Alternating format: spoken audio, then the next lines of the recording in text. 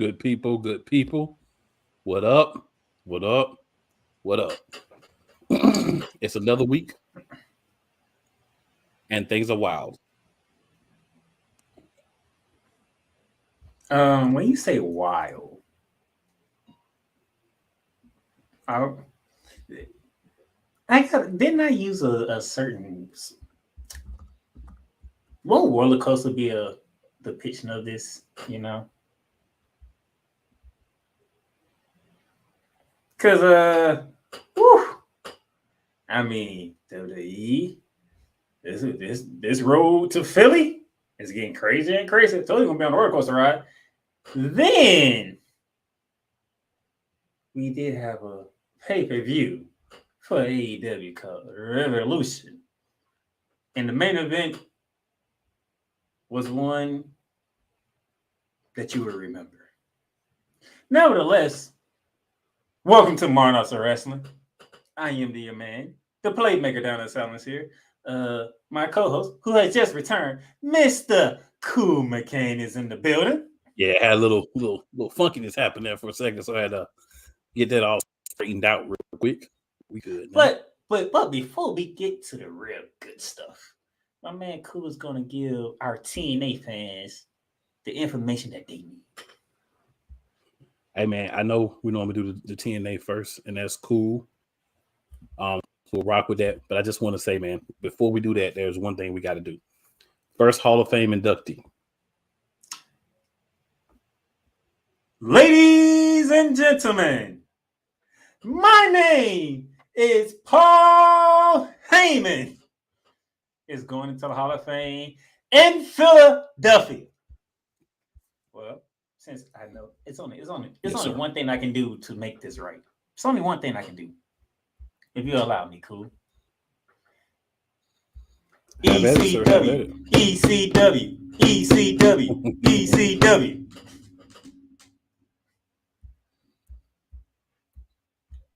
Gotta do it right. It's in Philly and it's Paul Heyman. You're gonna get the ECW chance. You're gonna get it. This is very true, sir. This is very true. That is going to happen. No doubt about it. Very very good point. I'm excited to see it. And also, man, we have to, and I mean have to, give a quick shout out to, an RIP to one Virgil. As he passed away this past week. So definitely condolences go out to his family. And we had another wrestling death, did we not, sir? I remember Virgil. I don't remember the other one. All right, yeah, I remember Virgil, sadly enough. Yep. And Cole says it best. Ole Anderson. Yeah, it was Ole. Yeah, he says R.I.P. to Mike Jones. Loves you, Virgil Vincent. Thanks for the for that, Cole. I was looking it up. I couldn't remember, but yeah, it was Ole Anderson. I'm gonna just take a quick second here to talk about how I feel about these two cats, and then, of course, you as well, playmaker. So Virgil Vincent, however you want to say it, man. The arc with him was amazing, right? He got some extra checks for his WCW days, right? That was just payouts, but ain't nothing wrong with that. But in WWF at the time, or WWF, I can't remember which one it was, but we'll just say in WWF, what he did with Ted DiBiase, his lackey, standing up, beating him, becoming the $1 million champ, the love he got, the adoration from the crowd. And this is a dude that, I mean, I don't know if I'm missing something, but I never heard cross things about him. He went through some hard times, but you never heard people say bad things about this guy, especially when he was actually wrestling. But even after that, thank you, Cole. Whether it was WWF at the time. Thank you, sir. The World Wrestling Federation. Yes. And we could, Cole, you might as well be up here. You're going to be starting with me in this chat. We're going to start with his comments. He says, when Cool says, wow, he ain't talking about TNA. You don't know what I'm talking about. Because you watch TNA Coast, you don't know what's happening, do you? But good evening, sir. Glad to have you on, brother. Glad to have you hanging with us. And then Kayla said, and then Cole also says, Kayla Braxton, why didn't you open your lips to take a great heel promo from The Rock this Friday? Don't be jumping ahead. Let us run the show. Hey, I'm just, I feel you. How it gets down, but no, I just really loved that they did something with Virgil's character, and then just let it die off as him just continue to be the lackey. They didn't really have a lot to do with him after that, but they've done that to a lot of people. I love that he was able to get those checks from being there, Ted, like everybody else was doing anyway. So he did play a good role as like a lackey in the NWO when it was like 80 people. But that's him. And then like Ole, obviously, my lifetime, Ole was the Four Horsemen. Right? He tagged with Arn Anderson sometime. They were not really brothers. They talked about that in several of the things that they talked about them even before, his passing. But they looked close enough where you could believe it, right? And those two, along with Tully Blanchard, were great seconds to Ric Flair. That's the Four Horsemen I remember from being a kid. Ole and Arn Anderson, Tully Blanchard, and Ric Flair. And then Ole wasn't there. Then they started putting other people in, at times to replace him. But Ole was like that fourth guy for me. And he was like the real enforcer. Like, I'm not saying Arn Anderson wasn't the enforcer, but Ole, in my kid mind, was the real enforcer. So having him back and having him when he was there, that was amazing for me.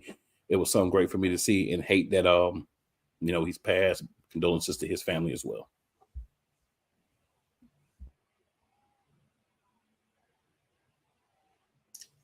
So, unlike my partner here, didn't really get to catch these two gentlemen. I really caught them on like their, say, the late part of their careers. Me being a '90s baby, so I really didn't get to see much. I did, but I do think that's what JBL and I want to say Orlando Jones was doing when JBL was running as a champion. And he always had Orlando Jones by his side. And Orlando Jones was always in a nice suit, a nice white suit, by the way. So I think that was somewhat praying verse to Ted DiBiase and Vernon. Vincent, Virgil, whatever. Yeah, whatever you want to go with. So I really can't really say much because I didn't really catch them in a prime years to give a real explanation of how I feel about them. That means you need to step up your tape library watching, sir. Hey, man. I need to do the same thing because Cole just put me down to something I didn't realize. But we have to say this because I can't help myself. R.I.P. to who? Mike who? Mike Jones. All right. I feel better. No, you didn't. So Cole says, and this was before me, I ain't about this. So that's why I said I need to go back and watch some 70s film myself. I mean, Cole a historian. He says the hottest heel in the GA territory in the late 70s, early 80s. And it looked like Ole was going to be a TV personality before the Four Horsemen came around. And he says Ole Anderson ran an angle where he double-crossed Dusty Rhodes in 1980. It was so good. They ran that angle back 5 years later to begin the Four Horsemen with Flair and Orton. I do remember the second time they did it. The first time, I wouldn't remember it. Wise, what up? Wise says, good evening, my brothers. Good evening, bro. Glad you watching as well. And then he says, with the Mike Jones. Back then, they did want me. Now I'm hot dog all on me. All right. So let's run through the TNA Impact results. So we'll start here. Steve Macklin and the Rascals against Speedball Mike Bailey with Trent Seven. In case you hadn't realized, Steve Macklin is kind of rocking with the Rascals now. It's kind of like their little Little click now. Mike Bailey lost. So Steve Macklin won that match. We'll go through this kind of quick because we got some other stuff we got to get to. You know what I'm saying? So Jake something beat the Laredo Kid. I'm in a match. Now, Joe Hendry and Rick Swann. I'm not gonna start with Rich Swann today. Joe Hendry and Rich Swann beat AJ Francis and Diener.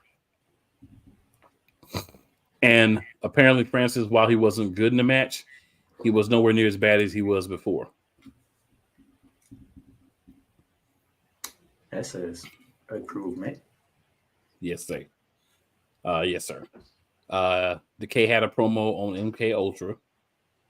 We got the announcement that Alex Hammerstone signed with TNA, and he's going to be facing Josh Alexander at TNA Sacrifice. If you don't know who Alexander Hammerstone is, go watch MLW for the last 3, 4, 5 years. You'll know. Just Google Alex Hammerstone MLW. I'll tell you everything you need to know. Google me. Just Google him. His receipts is all over Google. He was actually a partner of MJF's back in the day when they were both in MLW. Was a main event out there for a long time. A lot of battles with Jacob Fatu, who you'll also know very soon. If what I believe has happened finally. And I mean finally. Way too late. We don't get into that. Are you foreshadowing something there, sir? Possibly. Hmm. Hit you with a little possibly. All right, then we had Josiah Brookside and Tasha Steeles had a match that went to a double count out. And then we had the System, and that's Moose, Eddie Edwards, and Brian Myers against Eric Young and ABC. And the System, of course, won this match because the System can't be stopped until they implode, which we know will happen at some point. Mustafa Ali had his celebration for winning his X Division championship. So that was a lot of we'll use the Macho Man terms, pomp and circumstance. It did get ruined by Sabin, Kushida, and Knight. So they did end up ruining it, but he did kind of have it, but he didn't get that, have it like he said, like he really would want to. So that's a little angle going on there. 3 other guys. So we'll see how that all plays out. Ladies and gentlemen, we normally spend a little bit more time giving you the TNA, but hey, we got a lot in AEW and WWE tonight. So the TNA fans, we got y'all a little bit more next week, but we got to get to moving.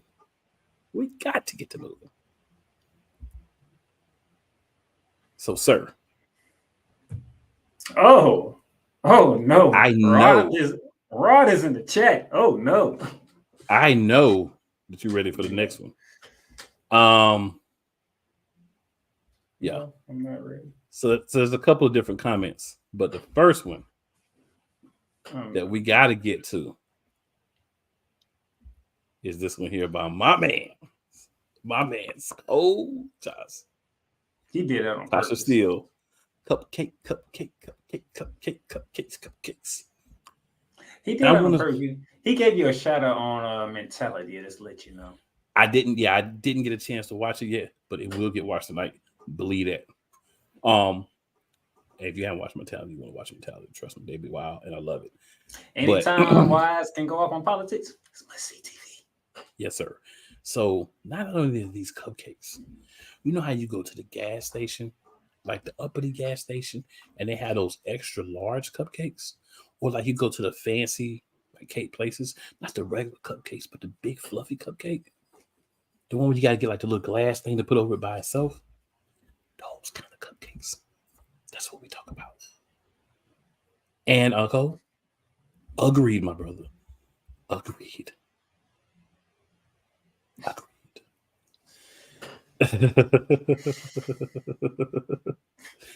Cole says, Ash by Elegance Wrestle. That's all you need to know about TNA. That's cold. If that's all we need to know. But I will say, You good, Rod. Ash might got some baby cakes too. I'm I'm too busy dealing with cakes over here, Rod. So you're just fine. So Rod was in the comments. He said, "What's up?" He said, "I'm just showing love, fellas. I don't want no smoke, fellas." So we good. Only wrestling on this side, sir. We ain't getting none of the other stuff. We ain't bringing none of our sports biases. None of that. We just going straight wrestling. That's it. Because we are the Monarchs of Wrestling. That's why we getting down with that. All right. So before we even get into the card for AEW's, I think it's still a pay-per-view and maybe premium live because I don't know. It's a pay-per-view.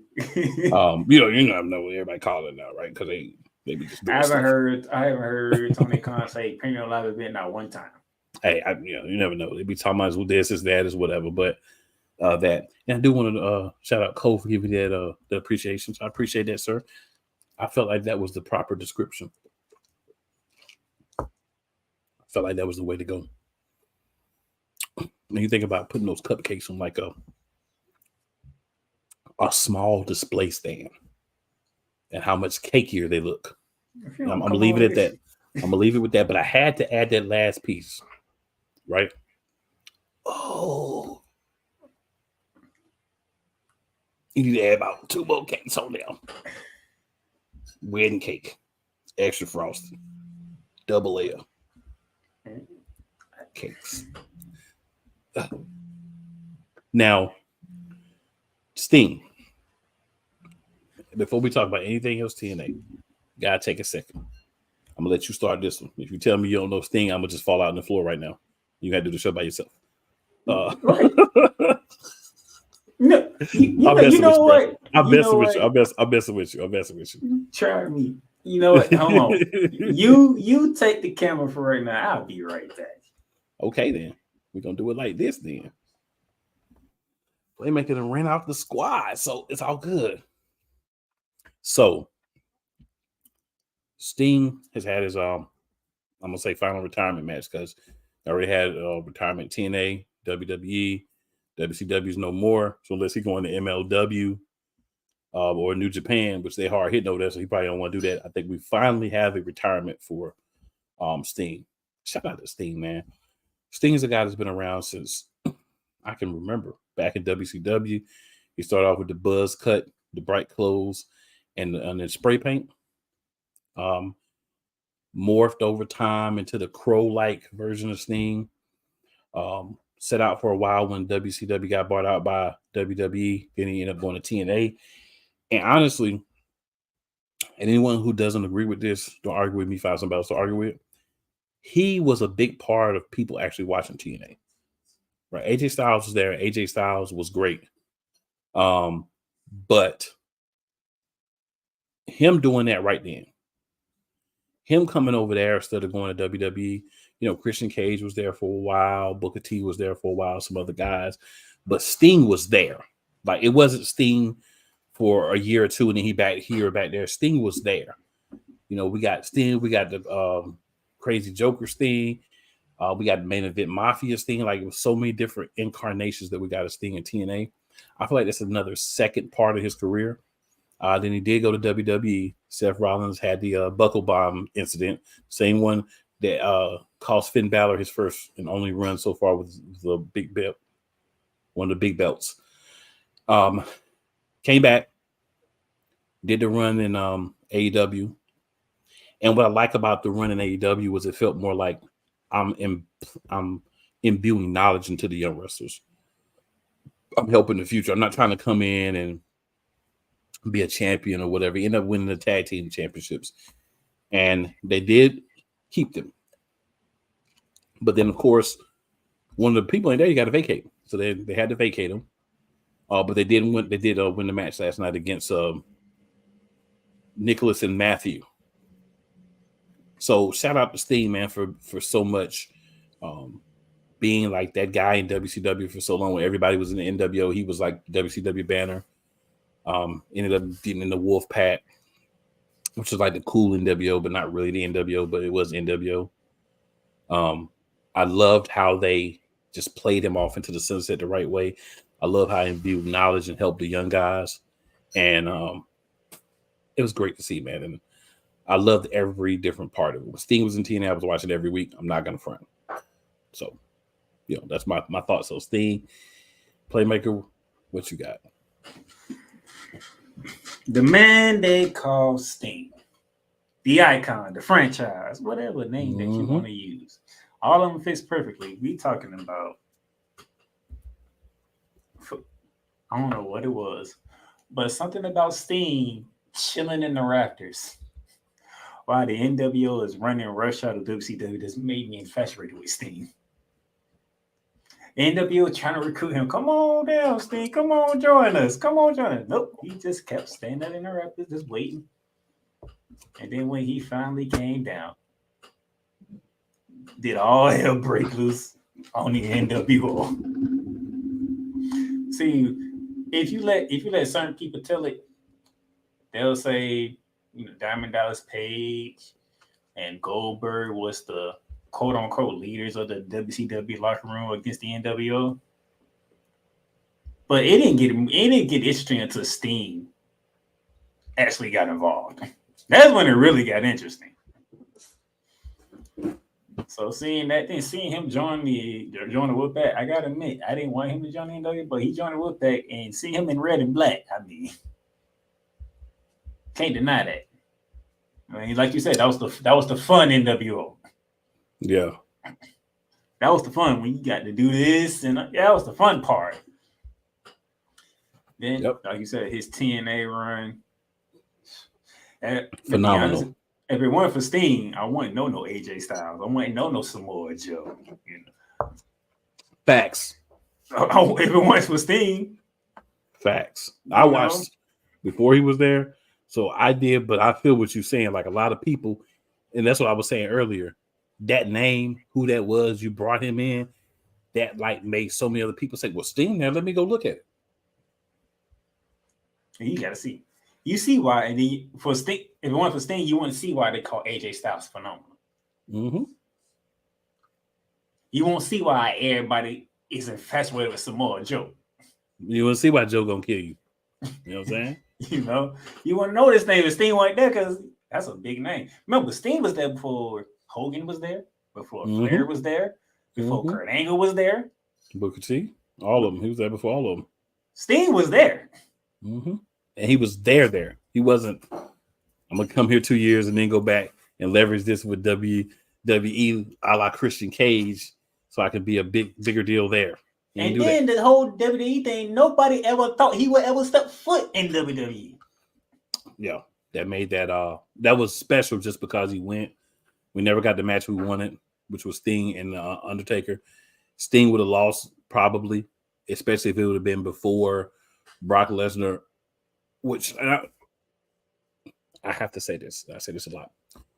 Brock Lesnar should not have beat The Undertaker. The Undertaker should have went out undefeated at WrestleMania. And the fact that they did anything besides that, that's one big stain and blemish that you can never get rid of WWE. You ought to be ashamed of yourselves. Go ahead, sir. And think about it.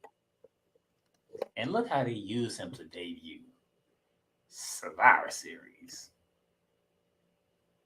With the Authority trying to fully take over. It's like, how can you stop somebody who is your boss? Bringing somebody from the outside in. Right.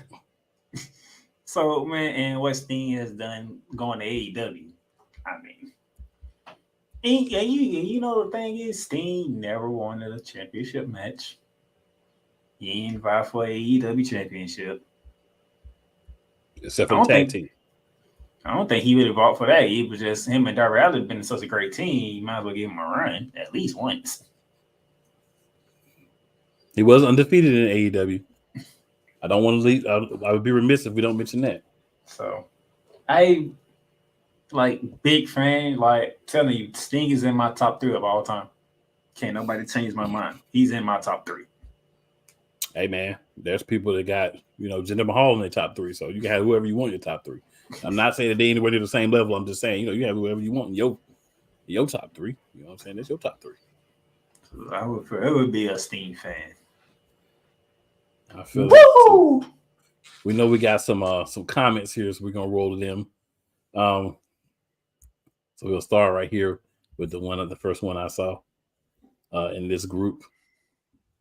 And stuck in my mom, my man Wise says, check out the latest episode of Mentality to see some cakes.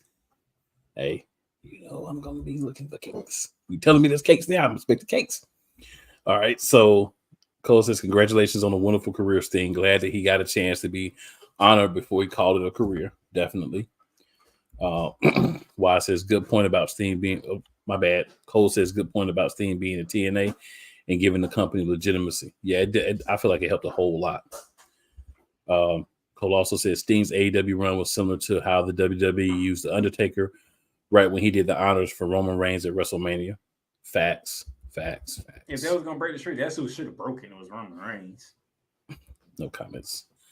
Wise says, so the titles are vacated. Yes. Tony Khan confirmed they were vacated on the post-show press conference. Yeah, he vacated after what Darby Allin crazy behind did. Yeah, he might be out anyway. So then Cole says Sting, he was a tag team partner of the Ultimate Warrior when they were called the Blade Runners. Yep, in Memphis. They were greener than a blade of grass. Yes, they were. But they had to look. And they split. One became the Ultimate Warrior and it's Sting. All right. Why? Since I became a Sting fan after Clash of the Champions against Ric Flair. I feel it. So another piece that people don't talk about a lot is Ric Flair was Sting's biggest proponent. Right? Like people don't. I watched Ric Flair's documentary, the 30 for 30 they did on Ric Flair. It's on Netflix, cheap pop for Netflix. You might can see it on Hulu as well. But I watched that, man, and you see how he talks about Sting and how he imparted a lot of Sting and how he wanted Sting to be successful. And I think that's dope, man, because you don't have a lot of guys that let you be their friend / their enemy and go through all the things they went through, and they're really supporting you in real life. So shout out to Ric Flair for seeing that talent in Sting and saying, I'm doing everything I can to help this man be successful. And he did that. Big ups, he did that. Cole says Warrior wanted to be a single star, so he left Sting to go to World Class Championship Wrestling, where he was the Dingo Warrior, and Sting went to Mid-South Wrestling, and that's how he got into NWA, WCW. See, Cole, next time you need to just be up here. You know what I'm saying? You just be up here. You don't want to be up here. Bro, I ain't gonna do it. Hey, I'm gonna be honest with you. Though I'm gonna be honest, when the whole Hollywood Hulk Hogan thing, I give credit to Sting on that one. Because that's when you gotta really see Hogan beg. Mm-hmm. Because he Sting with all his powerful moves, Sting out right back up. And so he was saying his thing. He would tell Sting like, beat your chest, no sell it. Like he would tell them that in the match. So he was telling him in the match like, no sell it while they were wrestling. So it's crazy. Like when you see like all the stuff that go on behind the scenes, like later on, and you see the people talking about it, man, it's just so dope, bro, because it makes you see the thing from a different light, but you can appreciate, respect how much they put into making it successful at the time. Cole also says the 45-minute draw to Ric Flair in the first ever Clash of Champions almost 36 years ago in the very same building where AEW Revolution was held put him on the map as the next guy. He did. Now, Cole got about 30 thoughts here, so we can go through a couple more of these real quick. That's why he said he need to be up here. Yeah, you got about 30 thoughts, man. You should have just came up here. So, favorite moments: his first ever world title, Great American Bash in 1990, the 1997 Crow Run, his TNA run, and diving off the stands onto a wrestler at 63 years old. I'm not a favorite of that last moment. I thought that was a bad decision by all parties involved. I mean, if you know me, you are to compete with my favorite moment. Why don't you tell the people? Oh my gosh! Wait, maybe should I get the year right? I want to say 2016 Survivor Series. That's the simple fact that he stepped foot in WWE. Okay. Because the simple fact in my mind is like, I might actually can get my dream match for once. This might happen. Even though I didn't get it, that run was still crazy because the way him, Triple H, and Seth Rollins, that was a hell of a storyline. So, They did do a great job of putting the storyline out there. They may not have gotten to pay it off, but they did do a great job of putting the storyline out there for real. They even let Steen they even let Steen be Joker Steen for a moment. That was my favorite Sting moment when he snapped and turned to Joker Sting. That was fun for me. So Cole says he really didn't want the tag team titles. That was all Mr. Doing Blow 24/7 or Tony Khan. Mr. Told you. He didn't want them titles. Come on. Well, I said she's my number one favorite. Very true. Underrated rival, Big Van Vader. It's Vader time, baby. Because they played him so bad in WWF. That's what happened. Flair respects Steen in a way he doesn't very few others. This is very true. Man, he's been a big part of his thing talking about that. He talked about everything with his son Reed. Man, it was crazy. Yeah, it's crazy. I don't even want to get into it because it's going to make me feel bad. Why I said Sting was an anti-warrior. He actually learned his trade. It's true when they started out together, but Sting spent that time to get better and be able to develop. Where Ultimate Warrior just wanted to run down to the ring, do a few moves, run off and do some drugs. I mean, get hyped for the next match. All right. No lies can be found. Yeah. So we're gonna swing on over here to the Revolution card. We'll run through that because we still got some juiciness, lots of juiciness that we're gonna have to get into. So we had a 12-man tag team match at 0 Hour. We had the Bang Bang Scissor Gang against the team of Jeff Jarrett, Jay Lethal, Satnam Singh, Private Party, and for some reason Willie Mack was thrown in. Why? If you haven't been watching AEW, Private Parties now with the whole little Jeff Jarrett thing. With Jeff Jarrett, Jay Lethal, and Satnam Singh, they had to find a sixth person, so they found Willie Mack, which was really weird that he was included in this match. We know who won the Bang Bang Scissor Gang. Bang Bang Scissor Gang. Of course, they won. Darn that! I want to know, but I probably ain't gonna find out till either Wednesday or next week when I come back on the show. What did Mr. White mean about the announcement he made? We got some plans in place here. We'll find out. Because you going this way, but you talk this way. So which way we going? You never can trust Jay White. That's why they call him the Switchblade, because he will cut you. So then we had Willow Nightingale and Chris Statlander versus Sky Blue and Julia Hart.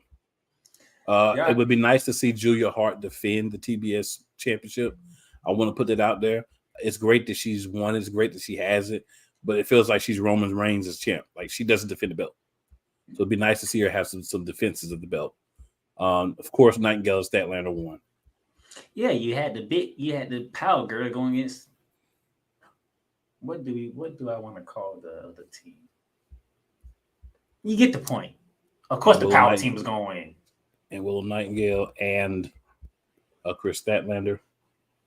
Yeah, part of the Cake Academy. Just want to put that out there. Sky Blue, she on the edge, couple of more squats, and she might be there. Julia Hart, nah. I'm not gonna play those games. All right, so then we had the TNT Championship match, Daniel Garcia versus Christian Cage. So Christian Cage kept the belt, but Garcia. This was the tomfoolery match. It was a tomfoolery match, but Garcia actually had a really strong showing. But it was a lot of tomfoolery. But Christian Cage is all tomfoolery now. I know. That's what I said. That was the tomfoolery match. Yeah. If you want to beat him, you're gonna have to get him like in the cage. You have to get a couple of homies. You ain't going out there one-on-one. You can't even get him in the cage. You probably need a cage and a couple of homies surrounding the cage. All right, and then next, this is an interesting match. Continental Crown Champion. And I don't like the defending all three belts at one time because I don't think that has value, really, personally speaking. But Eddie Kingston versus Bryan Danielson. Eddie Kingston did beat Bryan Danielson. Like we didn't know how this was going to end. Come on now. Right. And then Bryan Danielson had to shake Eddie Kingston's hand. Try to play it off at first. I don't want to shake your hand. I just lost to you. But hey, when you agree to it, you got to do it. All right. Then we had the match that ended up replacing Meat Madness. Thank God.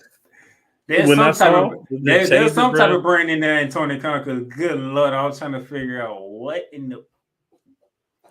So I want to let you know, bro, he doesn't have a brain. The only reason he changed is because a couple of people he wanted to put in Meat Madness, they ended up getting hurt, so he couldn't do the Meat Madness match that he wanted to. So we are going to get a Meat Madness. It just wasn't. No, they don't even sound right. Yeah, he didn't learn anything. He don't even sound right. So the competitors were Chris Jericho, Powerhouse Hobbs, Lance Archer, Wardlow, Dante Martin, Hook, Brian Cage, and Magnus. And just to be clear, this is not Magnus. That's now Nick Aldis. This is a luchador master wrestler named Magnus. Just to be clear. What is the name of the group again? What's the name of the group again? Because the leader's out, so I can't remember the name of the group on top of my head. But the beginning of the takeover had started last night, even without Adam Cole.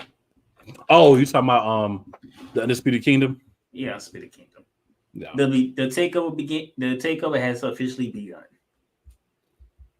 Yeah, and Wardlow won. Did you see the promo? To just bounce back for a second, I know we're not going to talk a lot about the show. Did you see the promo on Collision that Wardlow had with Chris Jericho? No, I didn't see that one. To be honest, go Google that. That's Wardlow's best promo I've ever seen from him in all of seeing Wardlow do promos. It's worth a watch. Okay, noted. Then we had the AEW International Championship match: Orange Cassidy versus Roderick Strong. And if you listen to the promo, just to bounce back to that, you listen to the promo. You knew that Wardlow was going to win this match, hands down, no questions asked. As soon as you announced this match to me, I knew Orange Cassidy was in trouble. Yeah. And then, you guys, I appreciate you guys having my back and everything, but I'm gonna do this one on my own. And he had a back injury caused by the Undisputed Kingdom. Damn it, Orange, you just giving it away. Now,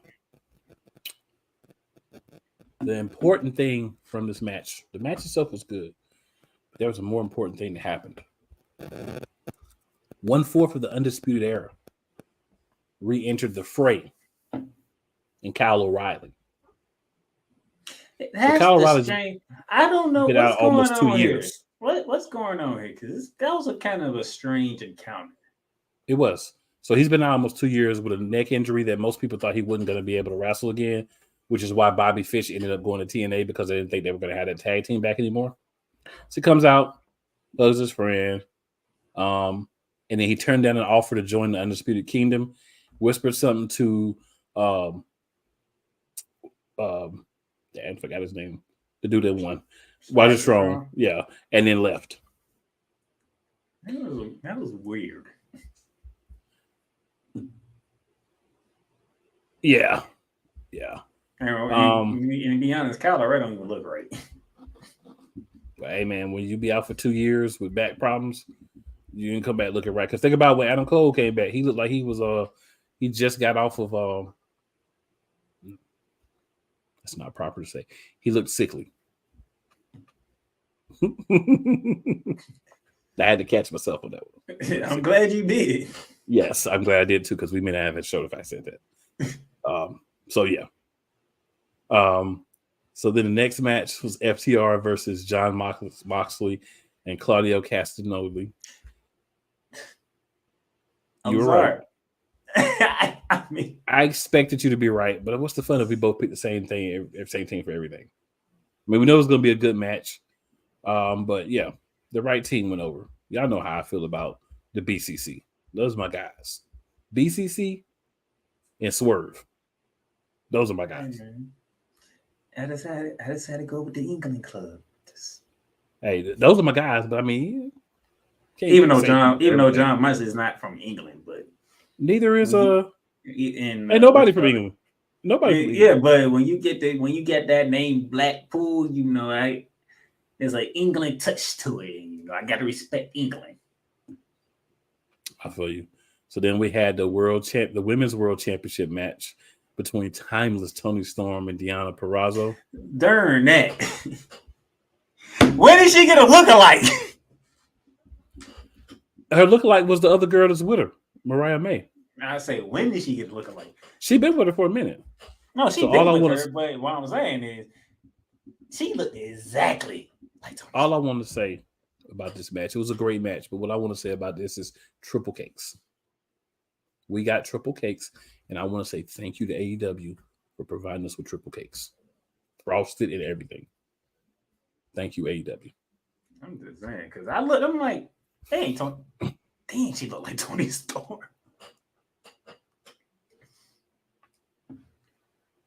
That power driver is the truth. Toni Storm had that belt for a while, and she looks good doing it. Hey, Timeless Toni. It says in the name, Timeless. It does. All right, and then we had a match between two members, probably I would say the two alpha members of the Don Callis family. You missed the steam talk. Right now, Will Ospreay and Konosuke Takeshita. I mean, we saw we understood this match was going to be one of those matches. We understood, but we understood there's only one person that can win this match. Possibly. Yeah, it was quite possibly the match of the night, to be 100% real. It was that good. Ospreay's that guy. We said, like I said, we understood there's only one person who can win this match. It's only one person. Yeah. So then Kyle Fletcher, who was the Ring of Honor television champion, also a member of the United Empire, because the third member's out injured, came out and hugged Ospreay. But they're going to have a match on Wednesday on Dynamite. I can tell you right now, the United Empire is going to end up leaving the Don Callis family. Will Ospreay won't even talk to Don Callis. Interesting. And we already see what's happening. It's breaking down. It's going to break down quicker than the bloodline. All right. So we got to get to the main event. Or the semi-main event, I should say. My main event. I love Sting. Swerve. Samoa Joe, Hangman Adam Page, and Swerve Strickland. Great match. Samoa Joe taps out Hangman Adam Page. So when Hangman Adam Page taps, right? Instead of people saying like, "Oh man, it's a great match," and Swerve didn't even get it put in the decision, he didn't win. The first thing that people saying, including myself, did Hangman tap out just so Swerve couldn't win? Is he that petty of a piece of trash? And my answer to that question, I believe the answer is yes. So you say he must have tapped out very quickly? I feel like he tapped out just so he could rub it in Swerve's face that Swerve didn't win. But see, this is where Hangman's not very smart. You basically have an L now. So you know what that means? You can no longer claim to be number one contender. But guess who didn't lose the match? So riddle me this. You have a ranking system. Being undefeated puts you at the top. You were at the top. You were number one. You were in a three-way match. You didn't win it, but you didn't lose it. Can you fall out of the number one contender spot? The answer to me, mathematically speaking, is no. So you know what that means? You just gave Swerve a one-on-one match with Samoa Joe down the road. Great job, idiot Adam Page, in my opinion. But Samoa Joe did what he said he was going to do. You did say it would be Page taking the fall, but you thought it was going to put him in. And I said Joe was going to put him to sleep. Well, either way, he didn't even put him to sleep. That's the thing. He didn't even put him to sleep. He tapped out before he went to sleep. That's what I was saying. You telling me that he tapped out as soon as he got put in the hole. Yep. It's just like it was a creative misstep. I feel like it was something they wanted to do, but Because if they did it, they should have did like when he tapped out, he should have been looking at Strickland and been laughing like when he tapped out or something. They didn't do it. If you were gonna try to go with this. Or could they be setting up Joe and Swerve instead of Heyman and Swerve? It's got to be Joe and Swerve they're setting up. Got to be. All right, then. Good. We're all on the same page. And Swerve is having good guy tendencies, y'all. That's not good. I don't like that either. This is a new development I just learned, and I'm already saying that's not good. But no, there's one good thing about it. If you're going to actually be champ, you're probably going to be a good guy, right? If he's actually going to be the first African-American AEW champion, he's probably going to be a good guy. And then we have Sting's last match. We have Sting and Darby Allin, the AEW World Tag Team Champions, against the AEW EVPs, Matthew and Nicholas Jackson. And those mustaches, they look like Travis Kelce's idiots. It's terrible. Tornado Tag Team match. So they helped out Sting by it being a tornado match. Darby Allin's wild for going through glass. Like, I don't know what he's thinking. Darby Allin is like clearly CM Punk is not still there. But CM Punk does not believe in this, and he would not have allowed this to happen. Dude, Darby Allin is worse than Jeff Hardy. Yeah. I love this thing came out with his two sons. I want to throw it out there with two different versions of his old stuff on. I thought that was dope. It was a great way to kind of, put a ribbon on his career. Thought that was really cool. Any thoughts on the match, man? I know it's Sting, whatever. Any thoughts you got on the match itself? I don't have any thoughts on the match. It wasn't a great match. It wasn't a That's the fact that Darby Allin is like ridiculously crazy. That's true. Dude, why he did a swan time on glass with chairs holding the glass.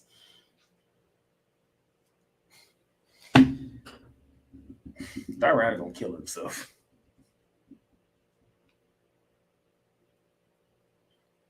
Yeah. He's a daredevil, man. Yeah, he's a daredevil. Gracious.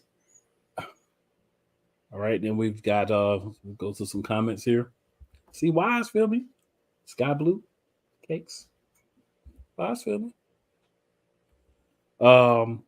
Cole says, poor Daniel Garcia. Yeah, that was crazy. Cole says that, Wise says that's my issue with AEW. It's everybody's issue with AEW, bro. Some of us just still try to give it a chance, but it's everybody's issue.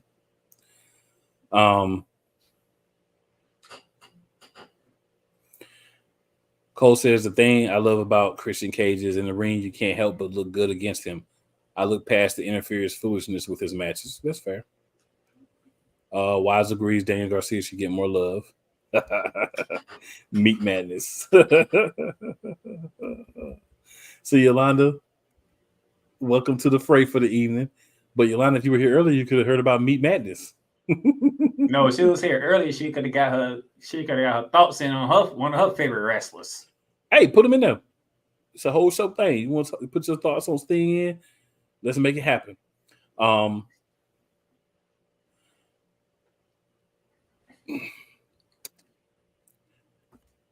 The following starts of Comey Media, aka Cole Johnson, are not necessarily the thoughts of the Monarchs of Wrestling. Okay? So he says Adam Cole has looked lately like he is the owner of a crystal meth lab. The fact that Cool with old Pat McAfee on that comment. Hey, you gotta do what you gotta do, man. We try to make sure that we hear next week. We ain't canceled. Yeah, he was like, "How can I?" Pat McAfee. All right, and then so my brother Wise, Bills me, Cake City. Triple cakes.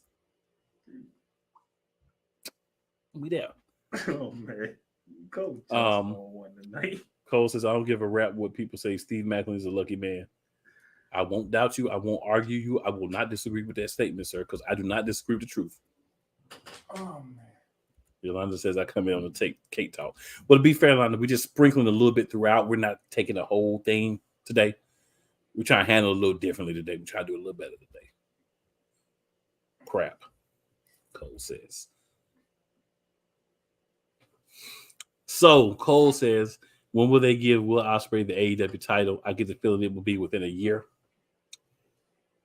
I can see that. Wembley Stadium. No. Will Ospreay is going to beat for the championship. That's what I got. And that's the swerve when I drive, in case you were confused. So Cole says Swerve versus Hangman versus Samoa Joe. Correct ending, obviously. Obviously. I ain't even disagree, but obviously. And Hangman, I am sure, would tap out just to not have Swerve get the title. That's what I'm saying. Because Paige, like Why says, is a hater. All right. However, it actually is good booking to do it that way. That will ensure Swerve versus Joe one-on-one. I'm thinking it will be a double or nothing. And that's when we get our first African-American champion, Swerve Strickland. All right. Cole also says the movie Blood and Bone, Michael Jai Wright gave the number one thug the business, but to stick it to the final boss, he looks right at the dude and blatantly taps out. I wanted it to be like that. Right. That's what I'm saying. Like, look at him and be like, yep, guess what? You ain't like, you could even like, he could have had him in a hole and he just put one arm up and he just mouthed, you're not winning tonight, and then tap. That would have been great. Anything. He gave him the finger while tapping. Yeah. Cole says Darby Allin wasn't thinking. You got to be thinking to do that. Does he? Because you know, you got to think. Do I? Yeah, we're gonna do. Yeah, we're gonna do glass. So the Bucks get their gymnastics. Darby Allin is a human version of a Rage Room, and Sting is Sting. It's just what I expected. That guy there. To answer this question, we are talking about Sting, Yolanda. But your Randy Orton love is well documented here on the show as well. So I do agree that Playmaker should make that more clear for you. So we're going to put that on him. Cole with the laughs. Yeah, when you went Pat McAfee. Juice is a lucky man as well. I agree. So is Jungle Boy. All right. AP says, is it Mia when The Rock talks, he's trying too hard? You know what? AP, you are here at the right time, my brother. Because now, right now, with about 34 minutes left, it's time. WWE talk. We got to start with The Rock. We got to start with the YouTube thing. What are your thoughts, Playmaker? I know you saw it or heard about it. So, ladies and gentlemen, if you didn't catch the opening monologue to the show. Oh, Lord. The hat, you mean the hat for the show? No, this is when you disappeared. Oh, I thought you was talking about Smackdown. My bad. Go ahead. I say the opening monologue to the show. Right, but I'm saying Smackdown is the show. To this show. And The Rock had a 75-minute opening monologue. To this show. It's been a crazy, crazy week. I don't even remember the last time we had this much attention on wrestling. Facts, Yolanda. All right. I don't even remember the last time it was this much excitement for wrestling. I'm talking about all of wrestling. Before you go, let me give Cole what he wants, okay? Finally, the Monarchs of Wrestling has come back to the WWE. There you go, sir. Next time, I'll do it. Well, you know, man. Next time, I feel like you were so giddy that I didn't want to take you out of your giddiness, and also I didn't want to spend the time to really, really do it. I should have did it when we first got here anyway. So, I got you. So The Rock goes to YouTube. I mean, not YouTube. He goes to Instagram. Facts, Cole. He goes to Instagram. He took it to social media. It was funny. But to AD's point, maybe him going a little too long is part of the reason why he's going too hard. Maybe why you can see him trying too hard. Because at a certain point, he could have stopped probably 5 minutes early, and hey, we would have got it. Called Cody's dog Goofy. He even talked about Dave from Busted Open. And Dave responded, oh, it got hot. It got extremely hot on social media. Cody responded to him too. He did too? Oh, yeah, Cody did respond. Yeah, no, Cody, yeah. You know Cody's going to respond. But Cody hit him with the perfect response. You know, it's Cody Rhodes. Cody's that guy right now. He can do no wrong. Cody's that guy right now.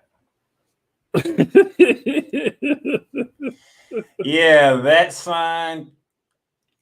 I heard from a lot of people on social media, that sign cost them a lot that they missed. Yeah, and the thing is, so I didn't see it like live. I was a little bit behind. So they had blocked out some of it, but I did see the sign. Then they went back and blocked it out more.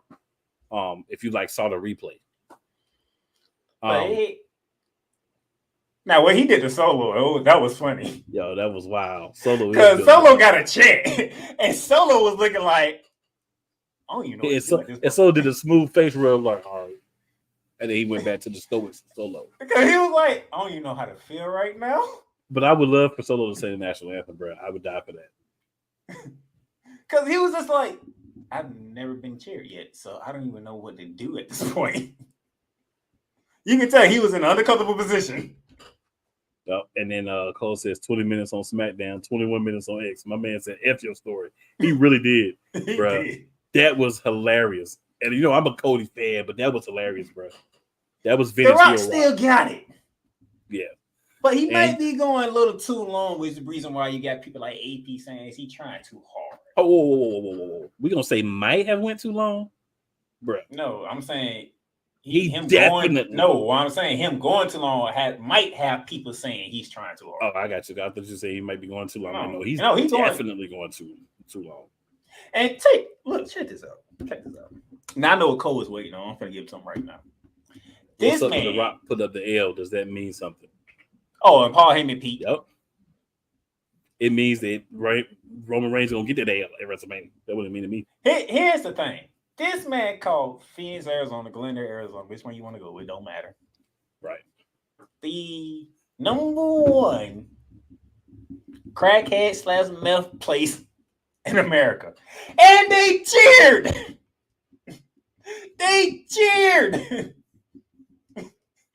That's the part that got me. They love the Hill Rock. They want The Rock to talk about them. And then you got somebody who doesn't know their role, pun intended, heavily intended, unfortunately, and Caleb Braxton, who felt the need to apologize to the city of Phoenix. When the city of Phoenix was cheering. Like, why, Caleb? Did you not hear the response? I just want to say, when The Rock said those exact words about the coca plant byproduct and the methamphetamine byproducts, the only thing I thought was, tell me he didn't just say that.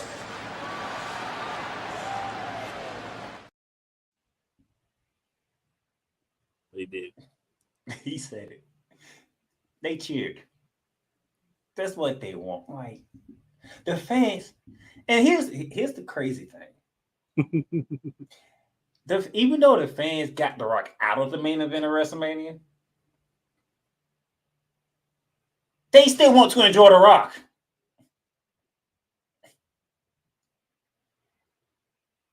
Which is like it's a crazy thing right now. No, you can't be in the main event, but you can still be The Rock. Yeah, nobody said they didn't want him to be The Rock. You know what I'm saying? We just didn't want him in the main event because it's already been set prior to you coming. So it's been interesting. Now, here's when stuff gets interesting. Okay. When The Rock got ready to finish the segment, and this is the part that made it go longer. Somebody stopped The Rock from saying what he needed to say. The Rock went, if you smell Roman Reigns. The look on Paul Heyman's face was like, oh no. Now, what I want people to, I agree with that, but the look on Roman Reigns' face from when The Rock came out, but still he started talking trash about Cody. Roman looked like he was ready to spear The Rock right then. Oh, because he was trying to get the crowd to go louder for him, and they weren't working. The Rock comes out, it's an explosion. Wendell Phoenix needs their whooped for that cactus loving heads. He talking about the fact they was cheering. Yolanda Wilder. He said it with glee. He did. Pause and Rock only to go home phrase was the best part of the segment, as well as the whole acknowledge me. And the reason why I think that was so great is because I feel like it teases everything we need to know. Between now and WrestleMania, it's going to be a lot of question marks on that dynamic. And we know Paul Heyman always, he's loyal to my tribal chief. See, here's the thing about The Rock doing that. And it let people know to acknowledge him for the time being. AP said Paul Heyman looked like a black child going to the store with your mother when she said, don't touch nothing. He had that look like, oh no, you just did not do that. Yeah, your tribal chief did. Oh yeah, AP, that's what we're alluding to right now, big homie. It's definitely gonna happen. It's definitely gonna happen. The Rock. See, here's the thing. I think Roman's gonna turn The Rock first, though. Either way, but here's the thing. So they went this route. And we can say they took a pivot. They're not going to tell us what really happened. But we're going to say they took a pivot because of the fan reaction. And it's like, let's set it up for next WrestleMania. That's the thing. This is what I was saying the whole time. It was not that nobody wanted to see the match. It's not a big match. But you picked the wrong time of year to do it. If you're going to do this, you needed to make sure that Cody did not win the Royal Rumble. So the other thing, I don't know if you heard about this or not, but I heard about this from several different sources. They were going to have an injury angle to write Cody out. So he was going to be hurt and wouldn't be able to compete at WrestleMania. And The Rock and Roman Reigns were going to fight. That was another angle that they had thrown out about doing. That would have worked. Like when I seen it, I was like, y'all could have did that. That would have worked. I'd have been satisfied. I'm a big Cody Rhodes won the Royal Rumble. Roman Reigns doesn't like it. He don't want to see Cody Rhodes. Send the bloodline to take him out. Cody Rhodes comes out there and say, even though I can't compete at WrestleMania, but I know somebody who's been wanting this opportunity for the longest. And, everybody going to start throwing names out there, trying to figure out who. And then a Rock usually hit, oh, we on. It's on and popping. Oh, and FYI, y'all, Seth Rollins did get cleared for the other championship match. So they're going to have the tag team match we're going to talk about in a minute. But Drew McIntyre may not be there. But the eardrum is hard to work through. Yeah, we're going to see. Now, The Rock did say he rejected Cody Rhodes one-on-one offer. Which is smart. And he said something else about one-on-ones, but I ain't going to get into it. He said he have a counter offer. Tag match. AP he is. Yes. Yeah, tag match. Rock, Roman versus Cody Rhodes and Seth freaking Rollins. Free invitation to SmackDown to make your announcement. If you beat us, no bloodline, no Rock, no Wise Man. Cody Roman one-on-one. But remember, there's another little piece he throw in there. Just in case they lose. They lose. There's another little piece he threw in there. They said specifically no Rock, no Solo, no Jimmy, no Wiseman. Yeah. It doesn't say anything about Zilla or Jacob Fatu. I just want to throw that out there. But if the Rock and Roman wins, the match between Cody Rhodes and Roman Reigns becomes anything goes. That means if the Rock want to go on commentary for a minute, he can do that. If Jimmy Uso want to be the special guest referee, he can do that. Bloodline can do whatever they want if they win night one. Bloodline rules. And one of those was Solo singing the national anthem. And that's what got the Solo chant. I ain't expect the Solo chant, to be honest. That threw me off. I expected it. They like Solo because he don't talk. So, yeah. So this roller coaster ride that the Rock is taking y'all along, you just bring this, just enjoy, okay? He just needs to know his role, shut his mouth, and stay out of the main event. He's not staying out of the main event. That's clear and obvious. Well, I'm saying when I say stay out of it, I mean don't be wrestling in it. Now, for me, when I heard this, I'm like, all right. So Cole says, obviously, Roman is pinning Rollins night one. I don't think that's what's going to happen. Because I think night one is going to be the seed for night two next year when Roman and Rock are going to fight. Because what I think is going to happen is there's going to be some miscommunication and somebody on the Bloodline side is going to get pinned. And that's going to start some squabbling between them. Then Roman's going to go out night two with no backup, theoretically, and lose the match.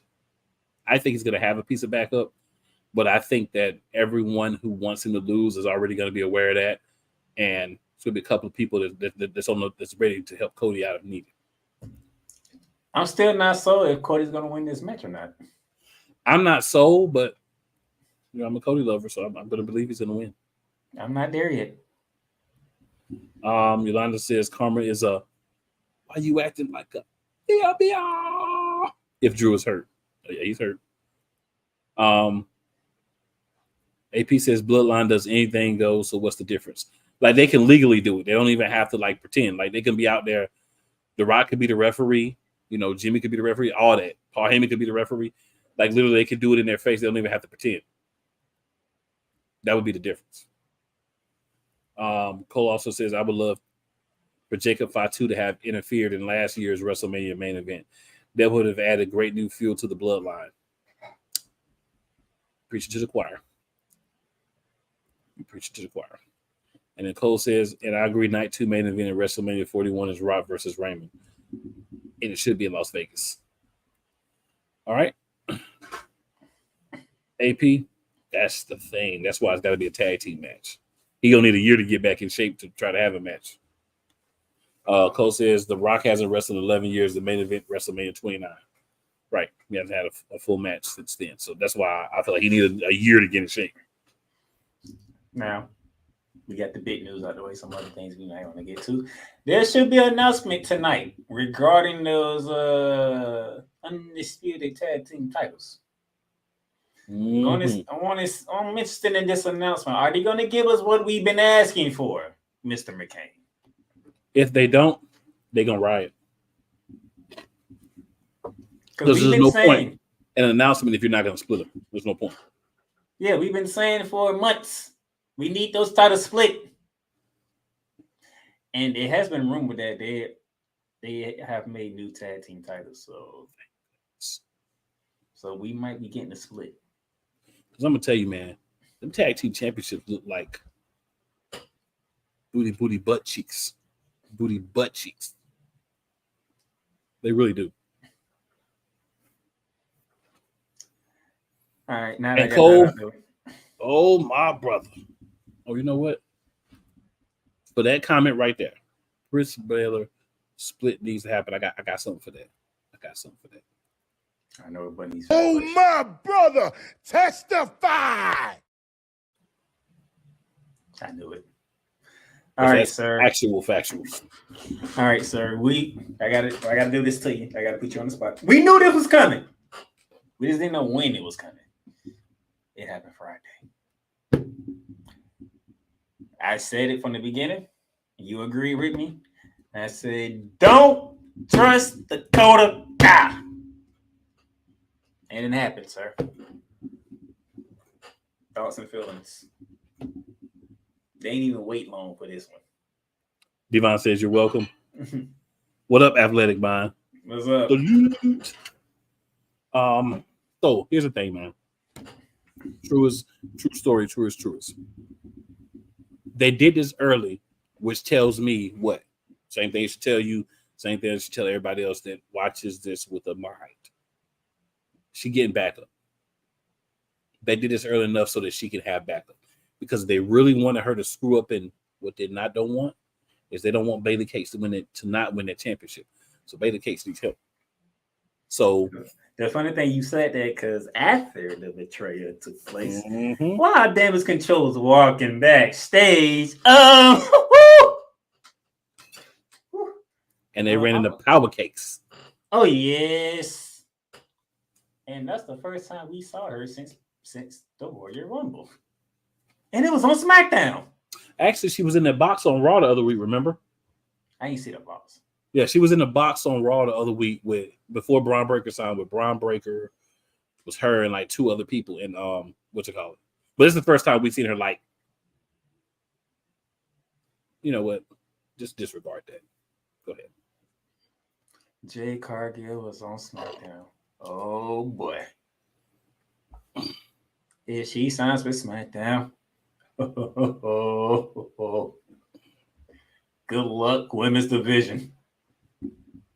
That's all I'm going to say. So my theory is, and did all four of them look like they ain't want no parts of Jade Cargill? They look like AJ Styles song was playing in the background. They don't want none. They looked at her like, nah, we do not want a piece of her. To answer your question, Athletic Mind, we do love to have other people join us, especially right after or right before a premium live event. Go ahead, sir. So that was something I took away. Funny moment. Speaking of my sister's favorite wrestler, Randy Orton backstage moment with Austin Theory and Grayson Waller. I'm not gonna front. That was good stuff. That was funny. And then what is up with Grayson Waller keep putting Austin Theory in these unpredictable situations? You know what it is. They're gonna try one thing they haven't tried with Austin Theory yet. They're gonna try to make him a good guy because ain't nothing else working. I don't think that people don't care if he's a good guy, to be honest. I definitely he'll never be a good guy to me. See? Exhibit A, ladies and gentlemen, Cool McCain. Athletic Mind with the all right. Cole says Dakota Kai with Dakota Kai Bailey. And see, Wise agree with me. Face turn all day long.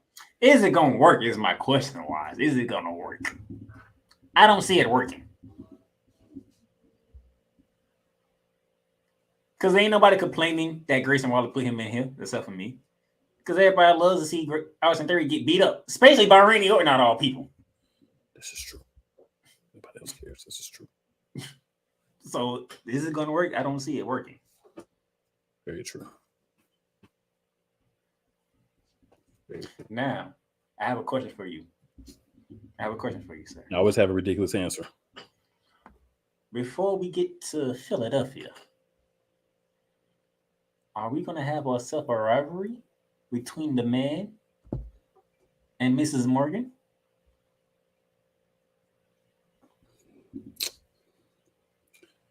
So, the question that you're asking me is if we're going to have a rivalry between Tiffany Morgan which we can say Tiffy Cakes if it feels better for me. Tiffy Cakes and the man is what you're asking me. Yes. And the answer to that question, sir, is simply this. Yes! Yes! Yes! Because I got a feeling she's going to snap at some point. It's going to happen before WrestleMania. Coach says, put a phone in Theory's hand and make him do selfies again. With bunny ears and stuff. That would make you hate him. Make him do bunny ears and rabbit noses and stuff. You know what I'm saying? I asked that question because, filters. things did happen between her match with Nia Jax, and you know how the man is. When something happens to the man must respond. Oh yeah, which called a DQ, unfortunately. So yeah, because when you talking about turning Austin Theory's face, they could be turning somebody heel. And who are you suggesting, sir? Because I have several people in mind that they could turn heel. Well, what it looks like is he might be taking Miss Morgan to the dark side.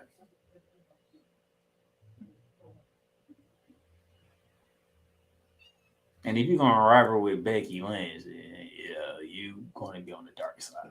That's true. Well, I want to see Liv with the Uncle Howdy character. I want to see that go through. And I want to see her be one of the people that kind of go back to that kind of crazy personality. I get we don't have Bray, but I still think the vision of what he wanted to put out there, we can still do. And I think she would be a great female to be a part of that because she's can be back crazy when she want to be. And I think this could be leading her down the road to that. And then at some point we get Uncle Howdy back. It's hopes. There's a lot of hopes in this, but that would be nice. That would be a fitting tribute to Bray Wyatt as well. Okay. Because, I got to throw that in there because, I'm segueing from a Raw woman potential rivalry to a SmackDown potential rivalry here. Because there's been a lot of opinions about what took place on SmackDown between Tiffy Time and Feel the Glow. For those of you who don't know, Tiffy Cakes. Tiffy beat the Glow on SmackDown. Tiffy Cakes and chocolate cakes. There's a lot of different opinions on this one. Some of them is this is not what Naomi deserves. Some people believe this is the beginning of a rivalry that's going to lead into WrestleMania. And there are some people who believe that they might be pushing Tiffy a little too fast. Take it from everywhere you want to go. So I'm going to say this. What I would like to see, since Ava Rain is the GM on NXT, I would like to see Naomi snap and join the Bloodline. They need a female. So that would be great for me. So a couple of losses that she said, anybody got time for this? And Roman Reigns says, hey, look, you family, come join the family, cousin. Got you. That would be great for me. They do feel like they're putting a rocket on Tiffy Cakes. I think it's a little soon. I feel like you have to understand what people are going to accept. And I think pushing her too hard, too fast, people are not going to accept that. Then you have people like AP who says things like this about her. And he ain't the only person to say this. He just happened to be the example. She's not that good in his eyes. And he's not the only person that I've seen say that. Some people think she's amazing, her athletic prowess and everything. Some people think she looks a little green in the ring. Whatever you think is how you feel. Like, I'm one of the people, I can't tell you how to feel. You may not agree with my feelings on wrestling, but that doesn't mean you're wrong or I'm wrong. AP also does ask, I'm quickly answer this, is Braun Strowman coming back to the WWE? He is. He's been out injured. I don't think he really left WWE, to be honest. No, he didn't leave. He's been hurt. Donna said she was texting about Bo Dallas coming back with a few others. It needs to happen. It definitely does. And then If they were doing that, I think if that was still the plan, I think they told Bo that was to take your time and whenever you're ready, then we can go. Yeah, I think you take some time to allow family to get through what they need to get through, and then you kind of start doing things to try to reintroduce it. So I'm not rushing it. I just hope they do it. I'm saying that's if that's the plan going forward. Yeah, if there was a plan, you want to give them time, absolutely. I think both parties are going to come out of this looking good. I think this could possibly be a WrestleMania match, maybe a tag team match, maybe a one-on-one match, maybe a multi-woman match, with those two included. And I think building up some mini rivalries is not a bad thing. If Naomi comes out and beats Tiffany Stratton, there's nothing else to talk about with Tiffany Stratton, right? That's it. Oh, you lost. But her winning, it's like, oh, she beat Naomi. So that gives a little bit more credence. And also, you got to remember, we say that they did Naomi wrong in the loss, but remember their match got cut. The whole segment got cut thanks to The Rock just going into business for itself in the opening segment. It was like almost the whole first hour. So I'm sitting there thinking, did I miss something? I'm like, oh, never mind. Rock was talking for like 30 minutes about nothing half the time. But yeah, my thoughts, sir. I'm just keeping an ear to to the rest of the world, see what's been the main targets and whatnot, and then I just figured that was one of the main targets. I should have saved it. I had someone that had sent me a thing. It was just like on the regular page though, about who was going to be in the matches at WrestleMania. Like they already had the script written out, and a lot of the matches were there. And I also want to say, I do realize that they're probably going to do Jimmy and Jay. And I just want to let, if I'm there that night, there will definitely be a restroom break and a snack break for me. I don't care. There's no reason you're going to ask me to sit there and watch Jimmy Uso, who has done nothing but be a bottom feeder, a mouth breather, since he's returned, deserves to be in a match with main event Jey Uso at WrestleMania. That's sacrilegious, and I'm not going to watch it. Despite what my co-host said here's the thing. Okay, if they really are going to do Jimmy and Jay, this is the week to make it official. This is the beginning of March. Don't wait till close to Mania to try to make. If you're going to do this match, despite how my partner and countless of others feel, because he ain't the only one. Trust me, he is not the only one. You gotta put signs of it this week. If you don't put signs of it this week, then you have a lot more people who's not going to care. Because it's that money. It is that money. So it's that money. Good thing about Jimmy Uso is Naomi. So that is my.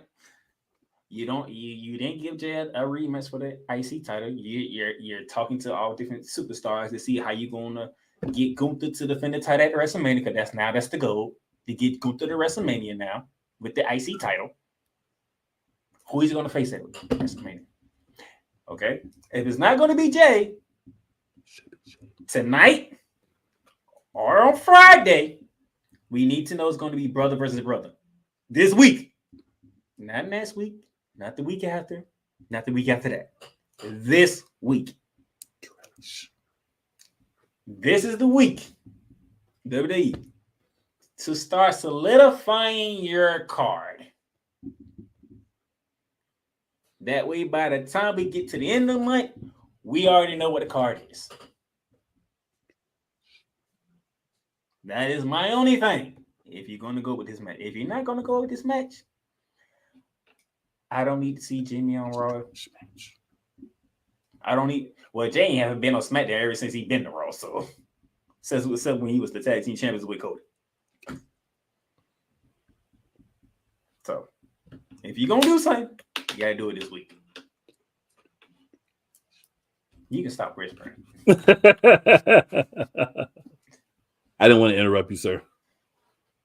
You at least could agree and say if they're gonna do something, it should be this week. I cannot agree with anything about that trash storyline. I'm talking about period. I can't even agree they should do anything because they shouldn't even do it. They shouldn't do it, but they gonna. This is the week to Okay, start fine. shaping the card. Start So shaping the card. But put my logical mind aside, and I say they're going to do something that's really stupid. Then yes, they need to try to solidify the stupidity this week. That's what I'm saying. The Just four don't do major it. titles. The 4 major titles are already accounted for. This is the week to start shaping the card now. That's it. Those are my final thoughts. Cole says Tippy Time equals Magic Stick Riser. AP says every match for the belt, Jimmy always mess up Jay chances to win. He does. Jay should just cock him one time and be done with it. AP says, cool, we can hear you. Yeah, I know. That's what makes it fun. Y says, great show, my brother's beheading to watch Raw. I feel it.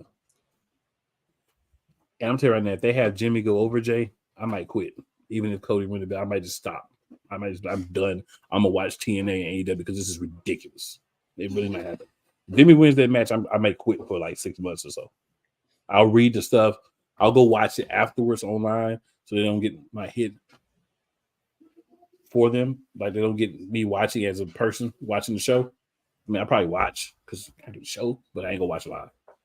I'm a boycott because it's trash in human form. So, good people, we did not slide this today, but I want to shout out our other channel that we broadcast on. I want to say real quick, if you're watching us on Shady Sports, make sure you hop over to youtube.com/everyrealplaycallers.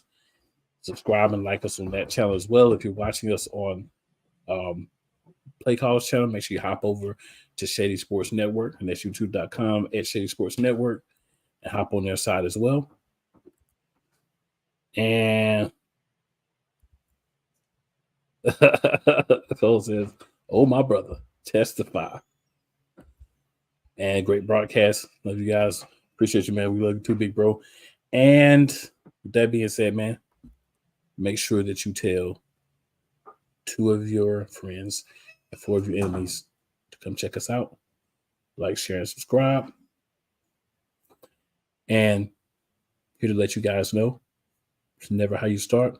It's always how you finish. And we out.